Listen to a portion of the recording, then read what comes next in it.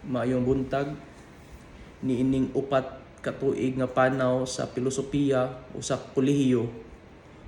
Daghan kong mga nasinatian ng mga kalipay, kakapoy, pagduwa-duwa ug pagat-on. Sa matag pagsulay og hagit, nahimo akong mas malig-on ug mas maalamon isip usa ka tawo. Nasabtan ko nga ang edukasyon o ang pilosopiya dili lamang mahitungod sa diploma o unsa ka ng mga achievements na makuha sa kinabuhi, pero kini siya usa ka paghulma sa akong pagunahuna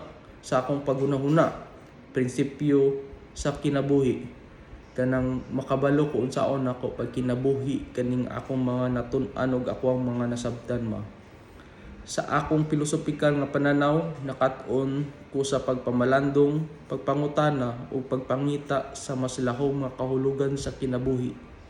Ang matag kasinatian, leksyon nga akong dad-on hangtod sa umaabot. Kana bitaw sa mga pagsulay sa kinabuhi, ilabi na sa mga sa existential mga kasinatian ng mahibalo o nasayod na ako na okay kini ang ako ang bagabuhaton kay kani man nasinatian ako ug nakat-unan ako sa pilosopiya, ilabi na sa klase sa ethics.